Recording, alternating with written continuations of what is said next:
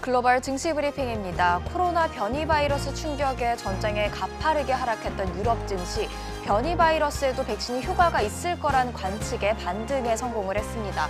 영국 증시의 상승률 상대적으로 좀 적은 편인데요. 독일과 프랑스 지수는 각각 1.3%씩 올랐습니다.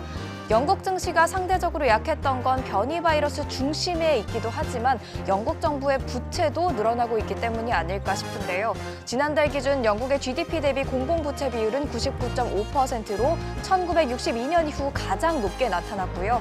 지난 3분기 GDP가 전분기 대비 16% 급증하는 기록을 달성했지만 2분기 때의 감소폭을 만회하기엔 부족했습니다. 뉴욕 증시는 어떨까요? 미 의회가 1,000조 원 규모의 추가 부양책을 드디어 통과시켰는데요. 관련 발언 들어보시죠. It doesn't go all the way, but it takes us down the path, a first step. This bill is enormous. It's not perfect, but it reflects a fair compromise. 그리고 지금 이 부양책은 미국 대통령의 서명을 기다리고 있는 중입니다. 정말 크리스마스의 선물로 다가올 것 같죠? 또 지난 3분기 미국의 GDP 확정치가 잠정치보다 양호했습니다. 여기까지는 분위기가 좋은데요. 하지만 공포스러운 변이 바이러스를 지나칠 수 없었습니다. 미 질병통제예방센터는 변이 바이러스가 미국에서 아직 발견이 되지 않은 것일 수도 있다고 전했습니다. 그 공포가 반영이 되면서 다우와 S&P 500 지수가 낙폭을 회복하지 못했지만 나스닥 지수는 피트니스 장비 제조업체 펠로톤과 또 잘 알고 계시는 애플 덕분에 상승 마감할 수 있었습니다. 0.51% 올랐습니다. 현재 호재와 또 악재가 겹쳐 있는 만큼 증시 변동성에 유의하셔야겠습니다. 지금 주목을 받고 있는 종목은 테슬라와 애플입니다. 테슬라는 S&P 500 지수에 편입된 이후 이틀 연속 하락 중이고 애플은 2024년까지 자율주행 전기차를 생산한다고 밝힌 이후 상승세를 유지하고 있는데요. 테슬라의 주가 하락에 대해선 차익 실현에 의한 하락이라는 의견도 많지만 실적 대비 주가가 과도했다는 의견도 적지 않습니다. 하지만 동시에 자동차 기업이 아닌 새로운 플랫폼 기업으로 자리 잡고 또 완전한 자율주행 능력을 선보인다면 주가는 다시 오를 수밖에 없다고 주장하는 전문가들도 있습니다.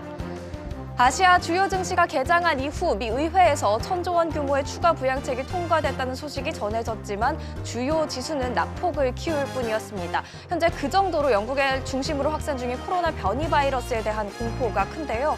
국내 증시도 상황은 같았습니다. 양시장에서 외국인과 기관이 순매도 우위를 보이면서 가파른 하락세 1.6% 그리고 2.6%를 기록했는데요. 다만 과거에 연말 매도 폭탄을 날리던 개인들은 순매수 우위를 보였습니다. 연말까지 조정에 대한 우려가 적지 않은 만큼 공격적인 투자는 좀 신중히 하셔야겠습니다. 어제장 특징주입니다. 코스피 시가총액 30위권 내에서 크게 오른 종목은 삼성물산과 삼성생명이었습니다. 고 이건희 삼성그룹 전 회장의 상속세가 확정된 가운데 배당 확대 기대감이 작용된 것으로 해석됩니다.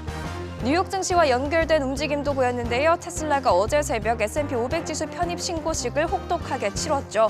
테슬라 관련주로 묶여있는 국내 2차 전지 관련주의 흐름도 부진했는데요.